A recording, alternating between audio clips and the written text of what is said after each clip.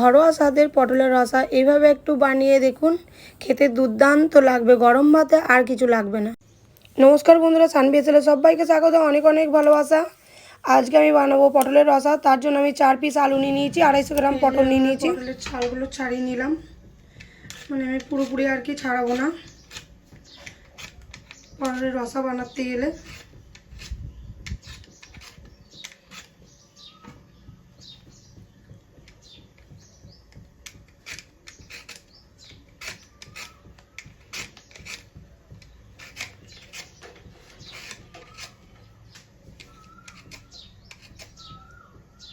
এই যে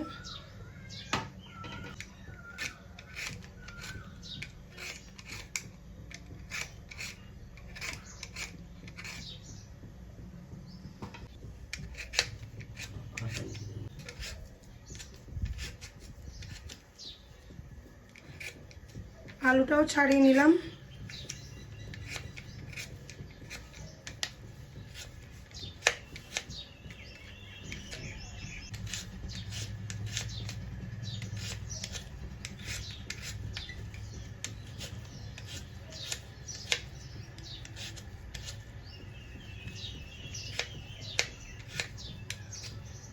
এরপর আমি এগুলো কেটে নেব। এই যে এরপর আমি পটলগুলো কেটে নেব, এইভাবে কেটে নেব। একে একে সব পটল এইভাবে কেটে নেব।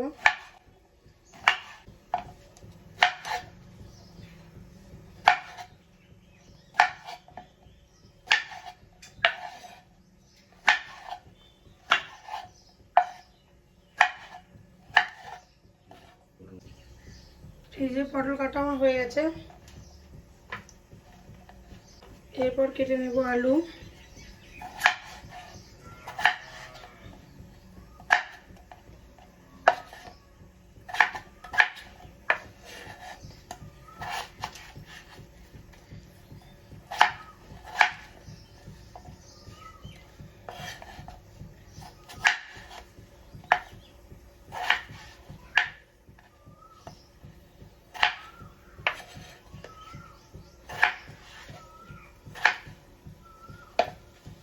এই যে আলু কাটাও কমপ্লিট।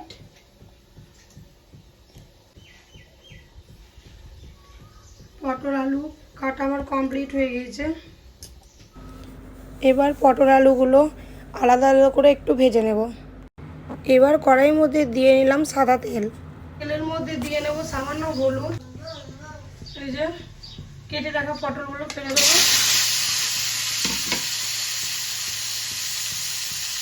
পটলগুলো আমি লালচে করে ভেজে নেব, লালচে কালার হবে। তারপরে পটলগুলো তুলবো।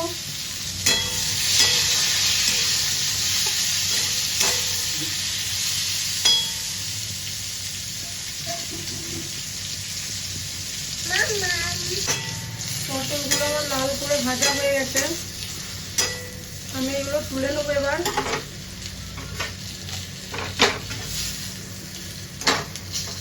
এই যে আমি তুলে নিচ্ছি।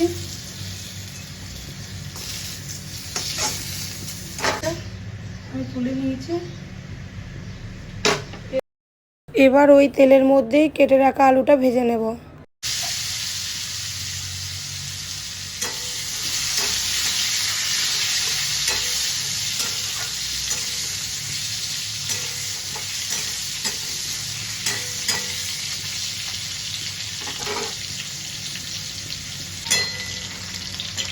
আলুগুলো ভাজা হয়ে এসছে, এরপর তুলে নেব। আর একটু হলেই তুলে নেব।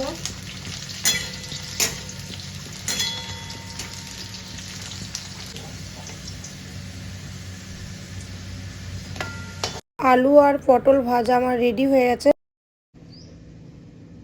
এবার ওই তেলের মধ্যেই দিয়ে দেবো আমি পেঁয়াজ কুচি, দিয়ে দেব কাশ্মীরি লঙ্কা গুঁড়ো।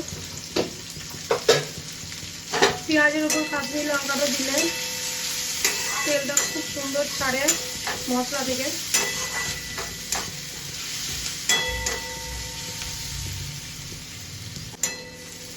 পেঁয়াজটা ভাজা হয়ে গেছে। এরপর একে একে মশলাগুলো দিয়ে নেব। ধনিয়া পাউডার, জিরা গুঁড়ো, আর এটা হচ্ছে সবজি মশলা দিয়ে নিলাম। এই যে পরিমাণ মতন হলুদ, লবণ দেব, আদা রসুন পেস্ট,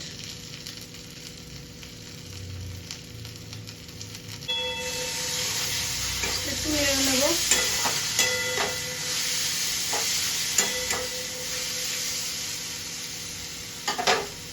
এরপর আমি দিয়ে নেব আদা রসুনটা পেস্ট করে জল দিয়ে একটু ধুয়ে রেখেছিলাম আর কি, ওই জলটা দিয়ে নেব। দিয়ে দিচ্ছি টমেটো পেস্ট,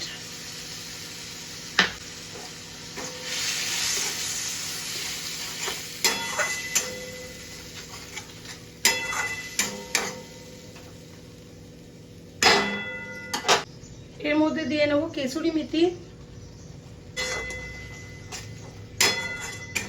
মশলাটা ভালো করে কষিয়ে নেব। দিয়ে নিলাম সামান্য একটু চিনি। আমার বাড়িতে ছোট বাচ্চা আছে, তাই লঙ্কাটা আমি পেস্ট করে দিইনি, খেতে পারবে না বলে। দিয়ে নিলাম এটা ফাটিয়ে রাখা লঙ্কা। একটু ভালো করে কষিয়ে নেব। তোমরা দেখতেই পাচ্ছ কত সুন্দর তেল ছেড়ে দিয়েছে মশলা থেকে। এবার দিয়ে নেব একটু টক দই।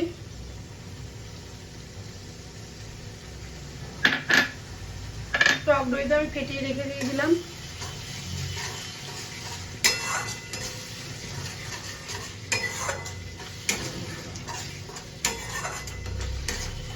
আর একটু মশলাটা ভালো করে কষিয়ে নেব।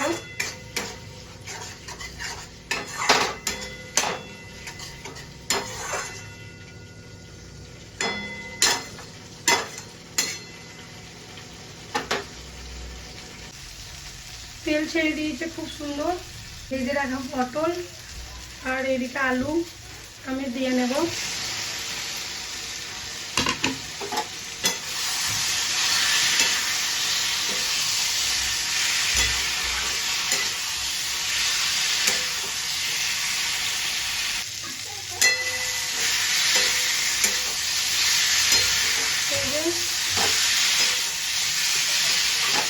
পটলটা সুন্দর করে কষে নেব।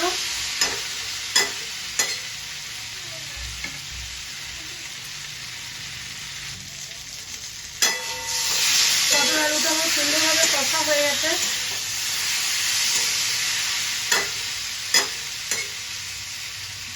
এরপর আমি এইটাতে জল দিয়ে দেব।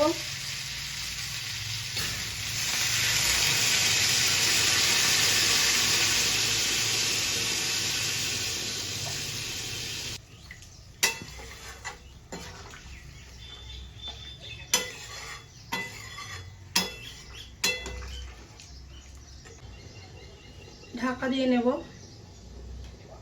এবার আমি ঢাকনাটা খুলে নেব। দেখো বন্ধুরা কত সুন্দর তেল ছেড়ে গেছে। আমার তৈরি হয়ে গেছে পটলের রসা।